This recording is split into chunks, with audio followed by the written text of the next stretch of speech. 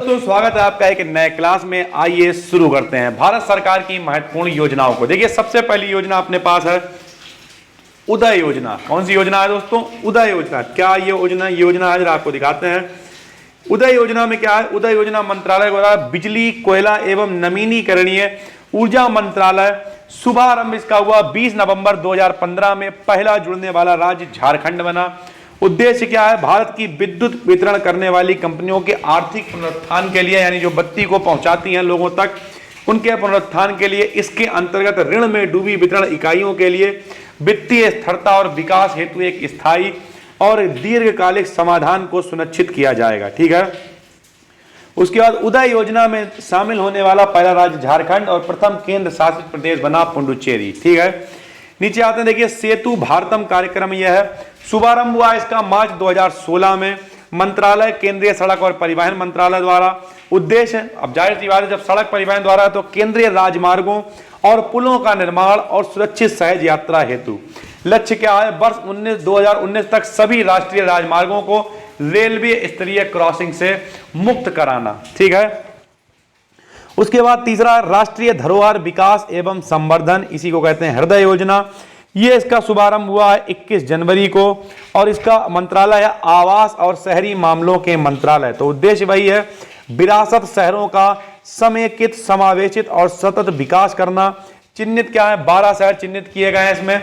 वाराणसी, अमृतसर, वारंगल, अजमेर, गया, मथुरा, कांचीपुरम, बेलानगिनी, अमरावती, बादामी, द्वारका और पुरी। ठीक है। चौथी की योजना की तरफ चलते हैं।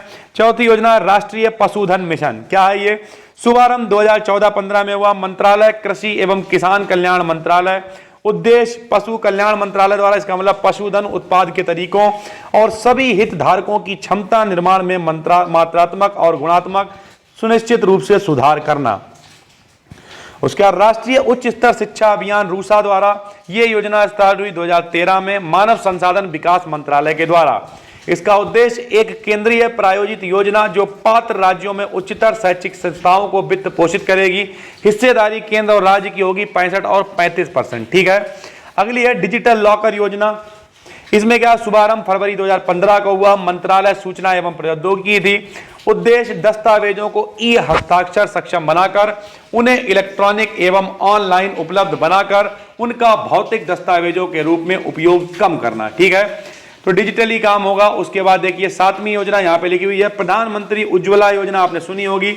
1 मई 2016 को बलिया उत्तर प्रदेश से स्टार्ट हुई है और इसका मंत्रालय है पेट्रोलियम एवं प्राकृतिक गैस मंत्रालय। लक्ष्य क्या है? 2019 तक 5 करोड़ परिवारों, विशेषकर गरीबी रेखा से नीचे रह रही महिलाओं को एलपीजी रियायती एलपीजी यानी कम रेट में एलपीजी गैस सिलेंडर उपलब्ध कराना है। इसके तहत अब तक 6 करोड़ कनेक्शन दिए जा चुके हैं। बजट 2019-20 में इसका लक्ष्य बढ़ाकर 8 करोड़ कर दिया गया। फिर है दीनदयाल अंत्योदय योजना। इसमें आवास और शहरी गरीबी उपशमन है। 25 सितंबर 2014 से लेके कौशल विकास और अन्य उपायों के माध्यम से आजीविका के अवसरों में वृद्धि कर शहरी और ग्रामीण गरीबी को कम करना। अगली है बेटी बचाओ बेटी पढ़ाओ। 22 जनवरी 2015 पानीपत हरियाणा में इसकी स्टार्टिंग हुई। मंत्रालय महिला एवं बाल विकास। उद्देश्य यही है कन्या भ्रूण हत्या पर रोक लगाना एवं लड़कियों को सुरक्षित बनाना, बाल लिंगानुपात में सुधार लाना। देश के सभी 640 जिलों में क्रियान्वित की जा रही है। उसके बाद देखिए प्रधानमंत्री मुद्रा योजना है। प्रधानमंत्री मुद्रा योजना शुभारंभ हुआ है 8 अप्रैल 2015 वित्त मंत्रालय द्वारा। वित्त से वंचित लोगों को वित्त मुहैया कराना, इसी को मुद्रा योजना कहा गया है। नीचे फुल फॉर्म भी लिखी हुई है, micro unit development and refinance agency. इसमें सूक्ष्म छोटे उद्यमी क्षेत्र को वित्तीय सहायता मिलेगी तथा 10 लाख रुपए तक का लोन प्रदान किया जाएगा। फिर है प्रधानमंत्री जन धन योजना जो 28 अगस्त 2014 को 17 जनवरी 2018 तक 30.97 करोड़ खाते जो है वो खोले जा चुके हैं। जन धन योजना उम्मीद करते हैं आपने भी खाता खुलवाया होगा। कार्यान्वयन कर रहा है वित्त मंत्रालय। उद्देश्य कमजोर वर्ग, कम आय वाले वर्गों को विभिन्न वित्तीय सेवाएं जैसे मूल बचत बैंक खाते की उपलब्धता, आवश्यकता, ऋण उपलब्धता, बीमा, पेंशन सुनिश्चित करना। फिर प्रधानमंत्री किसान संपदा योजना है। शुभारंभ हुआ है 26 मई 2017 को खाद्य प्रसंस्करण उद्योग मंत्रालय के द्वारा। उद्देश्य है कृषि न्यूनता पूरी करना, प्रसंस्करण का आधुनिकीकरण करना, कृषि में आई हानि को कम करना। फिर प्रधानमंत्री फसल बीमा योजना है, इसका शुभारंभ 13 जनवरी 2016 को हुआ कृषि और किसान मंत्रालय द्वारा। उद्देश्य है किसानों की फसल का बीमा कर कृषि को बढ़ावा देना और किसानों की आत्महत्या को रोकना। उसके बाद देखिए अगली है 14 नंबर है अटल पेंशन योजना, ये भी आपको पता ही होगी। शुभारंभ हुआ 9 मई 2015 को वित्त मंत्रालय के द्वारा। इसमें क्या है, असंगठित क्षेत्र में काम करने वाले मजदूरों और जीवन भर पेंशन प्रदान करने के लिए की गई। इसके तहत 60 वर्षीय व्यक्ति को प्रति माह 1000 से 5000 रुपए तक की न्यूनतम पेंशन दी जाएगी। फिर है भारतीय नेट परियोजना।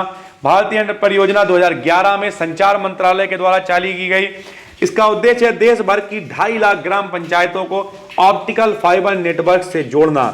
100% मेक इन इंडिया के तहत कार्य कर रही है ये, और विश्व का सबसे बड़ा ग्रामीण ब्रॉडबैंड संपर्क कार्यक्रम है ये, यानी हर जगह नेट इन्हें पहुंचाना है, यही इनकी योजना है। फिर अगली है सौभाग्य योजना। इसका शुभारंभ 25 सितंबर 2017 को दीनदयाल उपाध्याय जी की जयंती पे हुआ। कार्यान्वयन विद्युत मंत्रालय के द्वारा। उद्देश्य ग्रामीण क्षेत्रों के साथ साथ शहरी क्षेत्रों में भी देश के सभी घरों में विद्युतीकरण यानी बत्ती को पहुंचाना यानी बिजली को पहुंचाना सुनिश्चित किया गया।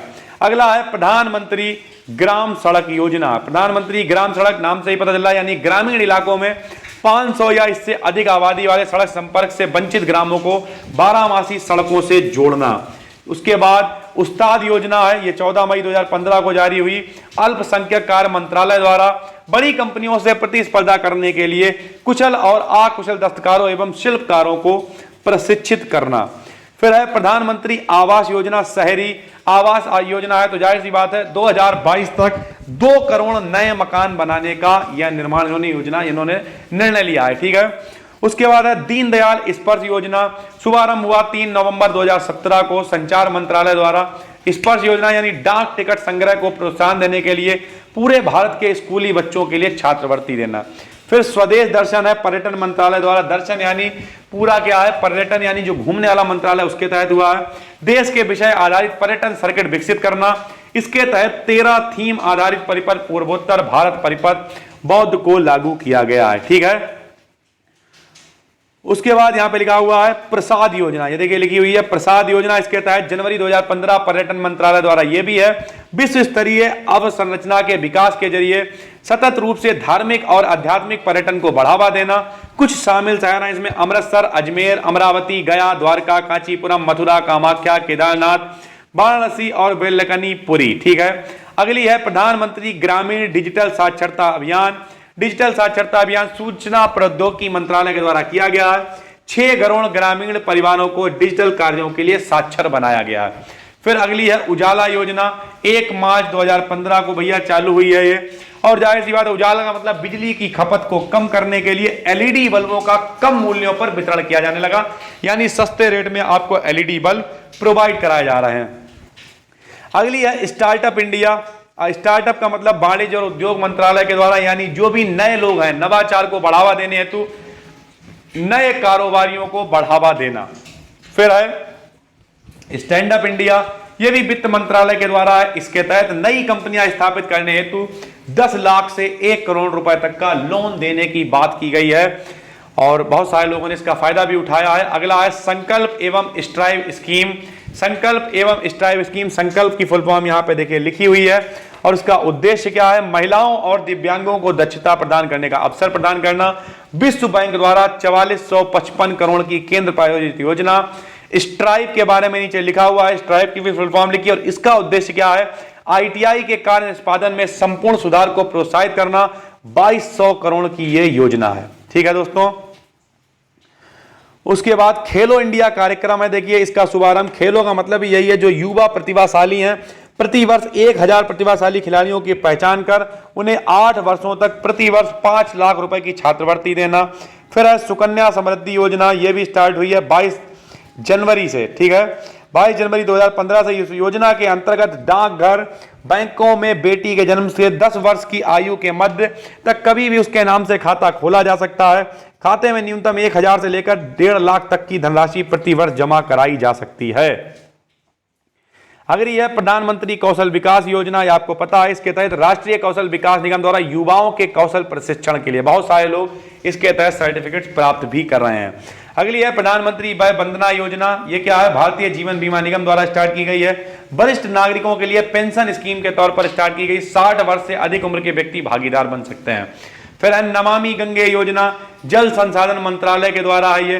गंगा नदी की सफाई के लिए होगी, सीधी सी बात है, गंगा नदी के शुद्धिकरण और संरक्षण के लिए। फिर है स्वच्छ भारत अभियान, 2 अक्टूबर 2014 को स्टार्ट हुआ। स्वच्छ सर्वेक्षण, भारत को स्वच्छ बनाना ही इसका पहल है। फिर है मिशन इंद्रधनुष अभियान।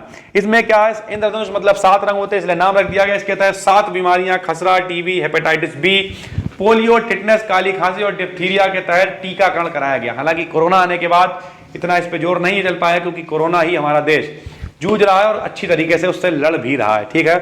फिर है अमृत योजना। अमृत योजना क्या है? गरीब लोगों के लिए जीवन की गुणवत्ता में सुधार के लिए जल आपूर्ति, सीवेज, शहरी परिवहन आदि प्रदान करना। इसके अंतर्गत 100 स्मार्ट सिटी बनाने की योजना भी शामिल है। ठीक है, अमृत योजना। अगला है प्रधानमंत्री कृषि सिंचाई योजना। इसके तहत क्या है? कृषकों को पानी सिंचाई है, यानी जो किसान लोग हैं उन्हें पानी उपलब्ध कराना है। और आखिरी है प्रधानमंत्री जन आरोग्य योजना, यानी आयुष्मान भारत। ये इसमें लोग कार्ड बनवाते हैं और उसके बाद गरीब परिवारों को चिकित्सा सुविधाएं मिलती हैं। सालाना 5 लाख रुपए की सीमा के भीतर निःशुल्क सुविधा उपलब्ध होती है। 5 लाख तक का इलाज आप बिल्कुल मुफ्त करा सकते हैं। ठीक है, तो ये पूरी जानकारी थी, जितनी भी हमारी केंद्र सरकार की योजनाएं थी आपको बता दी, भारत सरकार की। हम मिलते हैं आपसे एक और वीडियो में। अगर आप एप्लीकेशन पे देख रहे हैं तो इसकी पीडीएफ आपको अवेलेबल हो जाएगी। अगर आप चैनल पे देख रहे हैं तो जिस नाम से चैनल है उसी नाम से एप्लीकेशन भी है, तो आराम से देखिए, सब्सक्राइब कीजिए। फिर मिलते हैं हम आपसे एक और वीडियो में, तब तक के लिए जय हिंद, जय भारत।